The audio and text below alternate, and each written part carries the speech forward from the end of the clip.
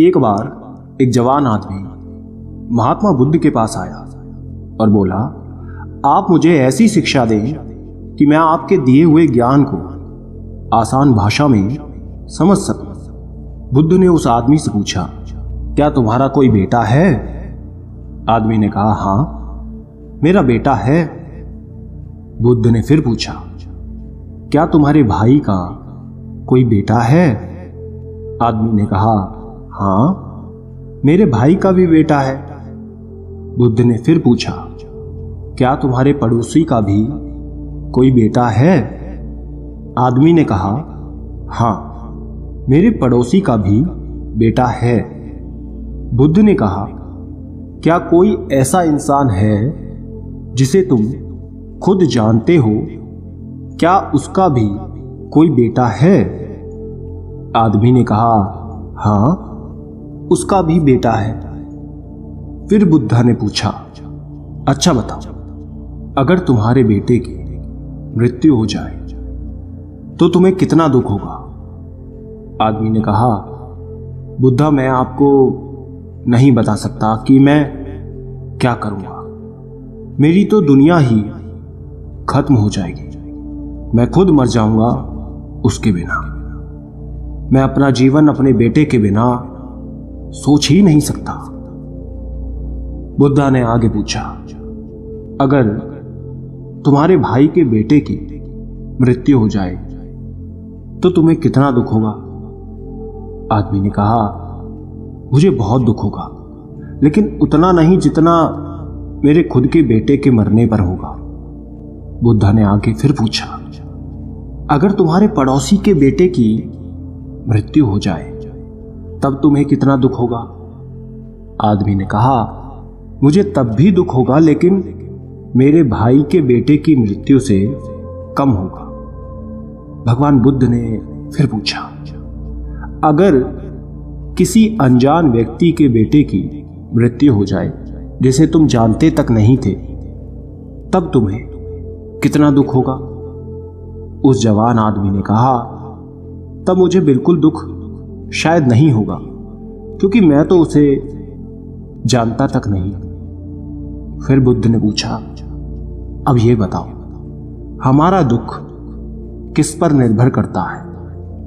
उस आदमी ने काफी देर सोचने के बाद कहा कि हमारा दुख इस बात से निर्भर करता है कि हम किसी भी चीज से कितना जुड़े हुए हैं, हम उससे कितना लगाव महसूस करते हैं और किस हद तक अपना मानते हैं, इस बात पर निर्भर करता है।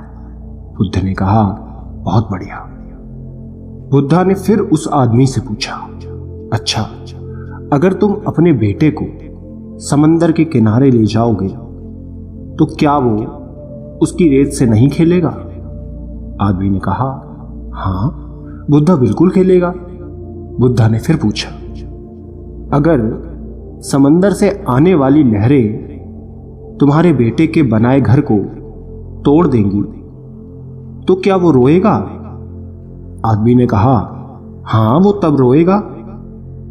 बुद्धा ने पूछा, क्या तुम भी उसके साथ रोओगे? आदमी ने कहा, नहीं, मैं नहीं रोऊंगा। बुद्ध ने पूछा, क्यों? आदमी कहता है, क्योंकि वो बच्चा है, उसे लगता है ये रेत का घर बहुत खूबसूरत है और हमेशा बना रहेगा। उसका उस घर से जुड़ाव हो जाता है, लगाव हो जाता है। उसकी भावनाएं उस रेत के घर से जुड़ जाती हैं, जबकि मैं ये जानता हूं कि वो एक रेत का घर है और हमेशा बना हुआ नहीं रहेगा। कुछ समय बाद उसे लहरों से टूटना ही होगा। जब वो लहरों से टूटेगा तो मुझे दुख नहीं होगा। बुद्ध मुस्कुराए और बोले कि अब तुम समझ गए। अगर तुम इस ब्रह्मांड की सच्चाई को जानने की कोशिश नहीं करते तो तुम भी ऐसे ही चलते चले जाओगे और तब तुम्हें भी इस रेत के घर के टूटने का दुख होता। तुम में और इस रोने वाले बच्चे के बीच कोई फर्क नहीं रह जाता। इससे भगवान बुद्ध हमें बताना चाहते हैं कि दोस्तों, हमें लगाव कम से कम रखना चाहिए, यानी किसी को भी खुद से ज्यादा मत जोड़ो, क्योंकि इस दुनिया में कोई भी चीज हमेशा के लिए नहीं होती। इस दुनिया की हर एक चीज, हर एक इंसान नश्वर है। हम उनसे जब जुड़ जाते हैं, खुद को जोड़ लेते हैं, और जब वो चले जाते हैं हमें छोड़कर, तो हमें बेहद दुख होता है। ये वो रहस्य था जो बुद्ध जान गए थे। शांति पाने के लिए एक ही रहस्य है, वो है लगाव का ना होना, क्योंकि इस दुनिया में सब कुछ बस एक भ्रम है, नश्वर है। आप इस भ्रम से खुद के लिए क्या चुनते हैं, ये आप पर निर्भर करता है। जितना ज्यादा आप ज्ञान को अर्जित करेंगे, उतना ज्यादा आप बुद्धि विवेक से समझ पाएंगे और अपनी जिंदगी को जैसा आप देखेंगे वैसा वो बन जाएगी। ये कहानी है दो भिक्षुओं की, बौद्ध भिक्षु, जिसमें से एक बूढ़ा था और दूसरा युवा। दोनों शाम को गांव से भिक्षा मांगकर आश्रम लौट रहे थे। आश्रम से कुछ दूर पहाड़ से एक नदी बहती थी। वहीं पर एक जवान स्त्री खड़ी थी। उसे भी नदी पार करनी थी, लेकिन वो उसे पार करने में डर रही थी। वो उस नदी की गहराई से अनजान थी। तभी वहां से दोनों भिक्षु भी गुजर रहे थे। बूढ़ा भिक्षु आगे आगे चल रहा था। तभी उसकी नजर उस स्त्री पर पड़ी। वो देखकर समझ गया कि स्त्री को मदद चाहिए। उसने सोचा कि वो जाकर उसे नदी पार करा दे, लेकिन जैसे ही स्त्री के हाथ को छुआ, उसके अंदर वर्षों की बसी वासना जाग गई थी। स्त्री को छूते ही उसका कण कण कांपने लगा। उसने 30 साल से किसी स्त्री को छुआ तक नहीं था। उस स्त्री को छूने के नाम से ही उसके मन में कई तरह के ख्याल और वासना आ रही थी। तभी उसने सोचा कि छी छी, ये कैसी गंदी बात सोच ली। मेरी इतनी सालों की साधना भंग हो जाएगी। मुझे क्या मतलब, कोई नदी पार करे या ना करे, मैं अपनी 30 वर्षों की साधना इस लड़की पर लगा दूं? बिल्कुल नहीं। ये सोच उसने आंखें बंद कर ली। लेकिन वो जवान स्त्री तो उसे आंखें बंद करने पर भी दिखाई दे रही थी, क्योंकि भिक्षु की सोई हुई वासना जाग गई थी। वो उसकी तरफ आकर्षित हो चुका था। आंख बंद करते हुए भी वो उस नदी में उतर गया। आपको पता ही है, जिस चीज से आंख बंद कर ली जाए तो वो और हमें दिखने लगती है। उसी तरह उस भिक्षु के साथ भी हुआ। उसे वही स्त्री अप्सरा की भांति दिखने लगी, क्योंकि उसने आंखें बंद कर ली थी। उसे उस स्त्री का ही सपना दिख रहा था। उस स्त्री की ओर वो आकर्षित हो रहा था। उसका एक मन कहता कि यह तो गलत बात है, कि किसी जरूरतमंद की सहायता करनी चाहिए। वहीं उसका दूसरा मन कहता, ये बस मन का भ्रम है, तुम खुद को धोखा दे रहे हो, तुम उसे छूना चाहते हो, जो कि गलत है।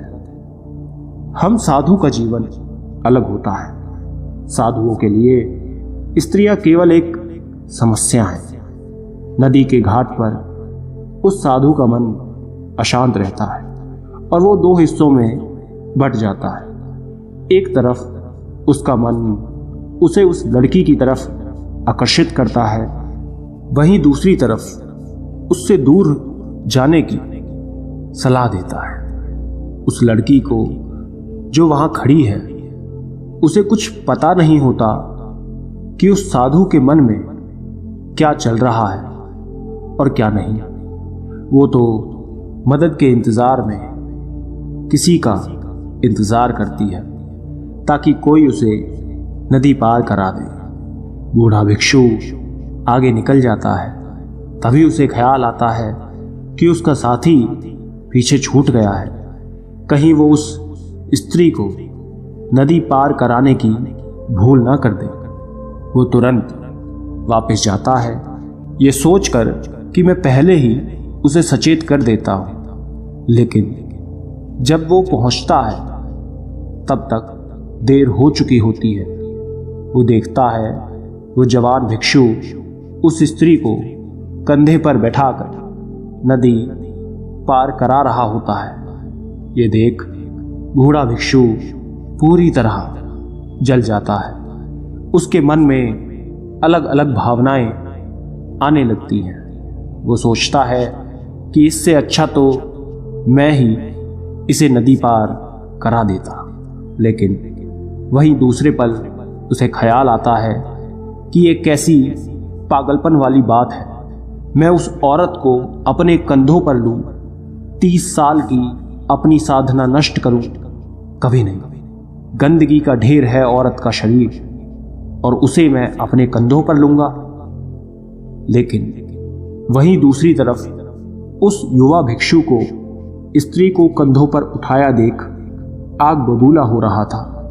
वो मन ही मन सोचता है, आज आश्रम जाते ही मैं गुरुजी से कहूंगा कि इसने एक स्त्री को कंधे पर उठाया है, ये अपवित्र हो गया है, ये युवा सन्यासी पूरी तरह भ्रष्ट हो गया है, इसे आश्रम से बाहर निकालो। तभी वो युवा भिक्षु उस स्त्री को नदी के दूसरे छोर पर उतार देता है और दोनों भिक्षु वापस जाने लगते हैं। वो दोनों रास्ते भर बात नहीं करते हैं।